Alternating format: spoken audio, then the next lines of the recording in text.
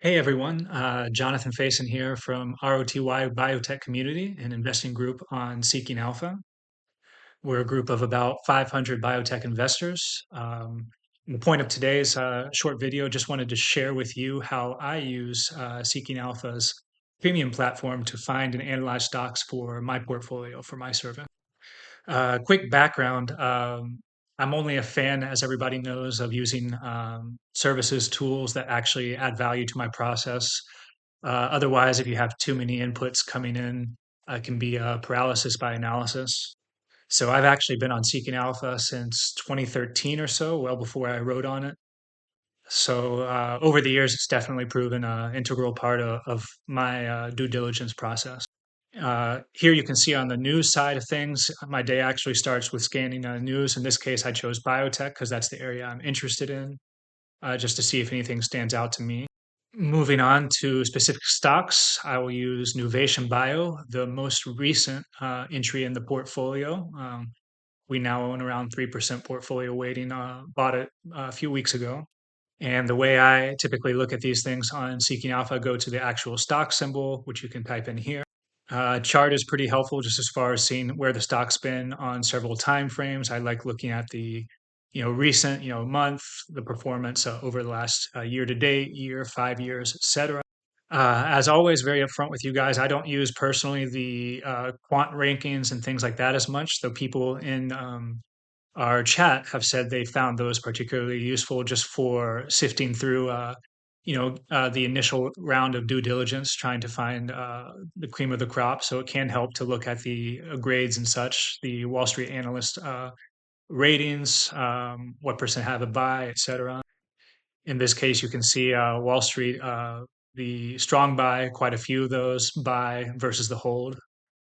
One thing I go to personally pretty quickly, just scanning the recent news. It's nice to see there was some insider buying, conviction sized, 1.1 million of insider buying, not just painting the tape, where insiders will buy, just 10,000 or something dollars worth just so it shows up in the news. I like going to the quarterly reports. Those always help me, specifically the transcripts. I like sifting through the transcripts. You can also listen to them for the management tone and stuff, but I look for specific nuggets that can help me gain an edge, help me understand whether a thesis is strengthening, whether management sounds more confident, or conversely, any red flags where they avoid answers and such, avoid questions from analysts. While I didn't see it there for Nuvation, a lot of the times you'll see these earnings call insights, which I especially find useful where Seeking Alpha, what they do, I'll do it with Syndax Pharmaceuticals, which is our number one holding for us currently. Uh, when I'm quickly doing due diligence, not having time to go maybe deeper into the conference call, especially that initial round where you're just trying to find out if something's attractive. These earnings call insights, they're AI generated from Seeking Alpha, can be really useful. They've been probably the stickiest feature, the one that most people in my chat would use.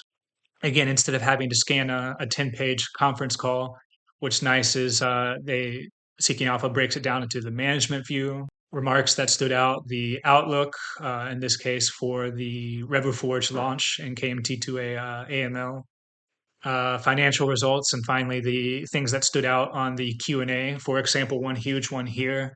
Originally, this drug that they launched, long story short, was supposed to be 4 to 6 months of duration of therapy. And a key nugget that strengthened thesis for us, made the story look better, is that duration of therapy is now increasing 6 to 12 months. So again, instead of having to search through the entire transcript, it's nice these things stick out, quickly letting me know, okay, this is worth digging deeper into. Sentiment analysis is also helpful, where the AI generates, basically tells you whether management responses, their tone was confident, whether it was cautious, how they responded to analyst questions, on expenses, et cetera, quarter over quarter comparison. There's also the risks and concerns section, which outlines any possible, red flags that stood out, anything that could take away from the attractiveness of the story, and a final takeaway. So again, the reason I spend so much time of this short video on the earnings call insights is I think this is the most helpful feature in my due diligence process, especially when I'm scanning through ideas quickly, and I'm not trying to go as in depth off the bat, but more just trying to find out what's attractive enough to merit my attention. Going back to Innovation Bio, another thing I like doing is looking at these most recent articles from other Seeking Alpha writers. For example, Gauss's Research is one of my favorites. I see here another from Elam One Consulting, which was yesterday for the stock.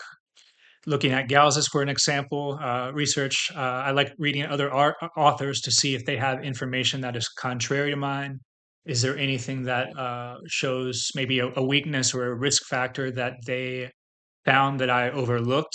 Do they have the same conclusion as me or different? Why are our views different? Where are they the same? For example, Gauss makes a good point that clinicians might not find distinguishing characteristics between the two newest ROS1 inhibitors to be that different in terms of efficacy. So again, for me, that first mover advantage for Nuvation Bio is one reason that I invested in the stock. That to say, I can quickly determine which authors I'm seeking alpha add value for me, and those that don't, and those that do typically bring angles of viewpoints that are different than mine, and point out risks, things I could have overlooked. Of course, the SEC filings part is very important for me. When I'm digging deeper, I look through the quarterly filing, or the 10K, the annual especially. Here you can use Control F for whatever you're looking for. In my case, I'm looking, whether there's a debt load, whether there's warrants.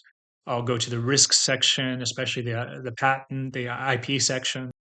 Just trying to find any red flags, anything that these companies tend to bury the skeletons in their closet and their filings. A lot of that stuff you won't find in the actual press releases. So that's why these filings are important to comb through. It's worth noting that Seeking Alpha lets you construct your own portfolio here, which is quite helpful for seeing you stay how the stocks are doing. Today the portfolio is down 0.75%. I can compare that to the benchmark. I can see the quant ratings very quickly for each of my holdings, especially the Wall Street ratings.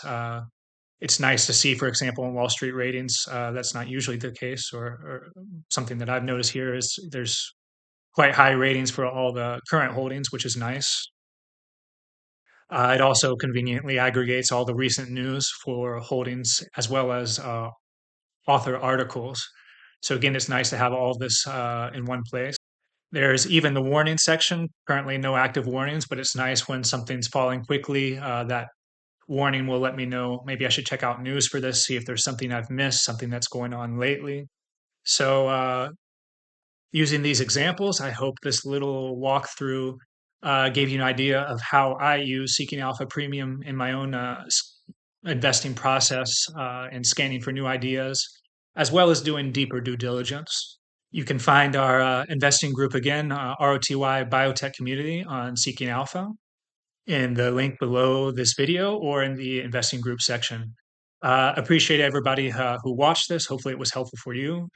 Cheers, and wishing you all the best of success and profits in your investing. Cheers.